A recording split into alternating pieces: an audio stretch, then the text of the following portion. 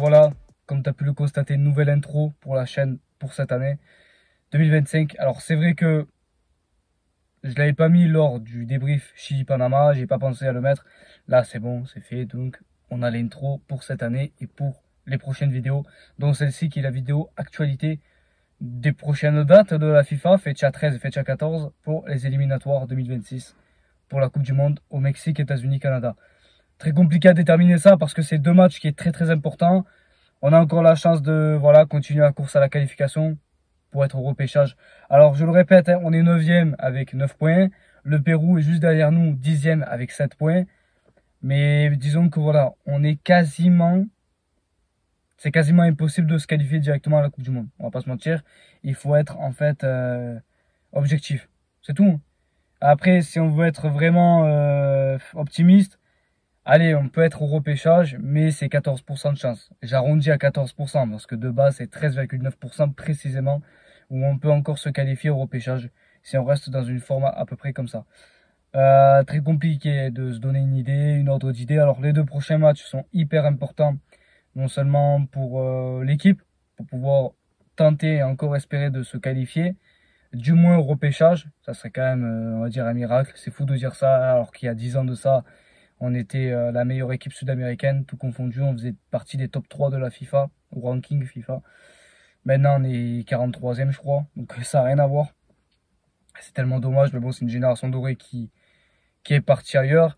Bon, ça, on en reparlera vite fait, petit aparté. Mais voilà, comme je vous ai dit, c'est assez compliqué de se qualifier directement, même au repêchage. Ça va être assez complexe. Mais bon, d'ores et déjà, on est encore à la course à la qualification. Alors, les deux prochains matchs, c'est contre le Paraguay et l'Équateur. Deux pays, deux sélections qui sont clairement en pleine forme, surtout le Paraguay qui est en train de montrer vraiment que c'est une équipe qui n'a pas le dernier mot, enfin qui n'a pas dit son dernier mot. L'Équateur est plus qu'en bonne en forme. Quand tu vois que dernièrement ils ont battu la Colombie en Colombie, c'est quand même assez surprenant. Donc on va parler d'abord du Paraguay. Sélection nationale de Gustavo Alfaro, entraîneur argentin qui dirige cette fédération paraguayenne de football qui est vraiment phénoménale. On se déplacera au Paraguay donc pour la Fecha 13. Très compliqué à déterminer ce match parce que là aussi c'est un match qui va beaucoup compter. Match au Paraguay à Asunción, plus précisément à la capitale, donc au stade del Chaco.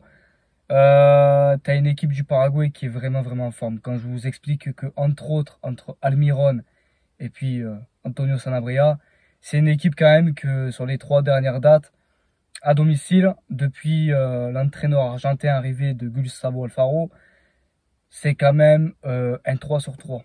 À domicile, hein, je parle sur les 3 derniers matchs de qualification del Chaco au Paraguay. Donc tu vois qu'ils ont battu 1-0 contre le Brésil, ils ont battu 2-1 contre le Venezuela et 2-1 miraculeux contre l'Argentine.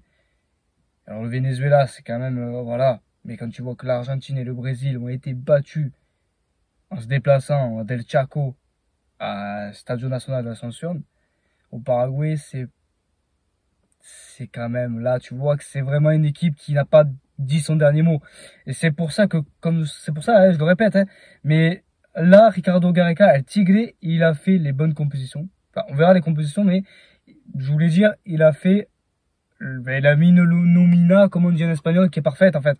Il a récupéré les 3 légendes de la Roja, pour moi en tout cas, Arturo Vidal, El King, Eduardo Vargas et Alexis Sanchez. Alors là, c'est encore incertain pour Sanchez parce qu'il y a des rumeurs qui disent qu'il jouera pas parce qu'il a encore été reblessé dernièrement avec l'Udinese.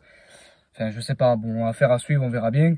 Normalement, Arturo Vidal devrait il devrait jouer ce match et Eduardo Vargas, on compte sur lui pour qu'il nous plante un 4e but dans sa carrière contre le Paraguay. Donc là, ça serait pas mal. Ça serait vraiment pas mal si on peut déjà battre cette équipe du Paraguay à l'Estadio del Chaco. Ça serait vraiment quelque chose de gros. Ça serait quand même un très beau match. Voilà, on perd, ça serait dommage. Et les chances de se qualifier s'éloigneraient. Ça serait dommage. Donc c'est pour ça, très important contre le Paraguay. Au moins match nul. Mais si on peut les battre, ça serait vraiment bien. Mais voilà, il faut toujours se contenter du minimum. C'est ce qui serait plus réaliste pour nous. Parce qu'encore une fois, je suis objectif.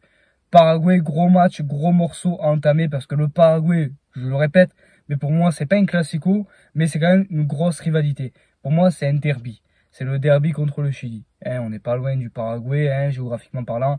Et puis c'est une équipe qui est plus ou moins à la même portée que nous.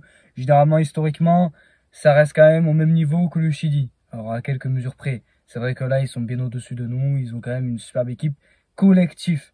Ils travaillent collectivement et puis ils ont un entraîneur, Gustavo Alfaro, je le répète, qui est vraiment très bien placé pour bien diriger cette fédération paraguayenne de football. Sachant que lui, il est argentin comme Ricardo Gareca.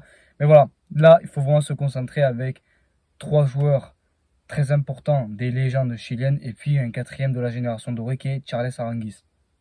Ensuite, on a Fecha 14 à l'Estadio Nacional de Chile à Santiago. Là aussi, tout est important pour battre l'Équateur, qui est assez compliqué à définir encore une fois ce match, parce que là aussi, il faut voir comment ça se passe au Paraguay, et puis comment on définira le match au Chili contre l'Équateur. Restons concentrés, et à partir de vendredi, il y aura forcément le débrief face au Paraguay, et on verra, on réagira à chaud comment ça se passera. Vamos Chile carajo, et vamos Chile tout simplement face au Paraguay et en Équateur. Fait contre l'Équateur. Allez, ciao.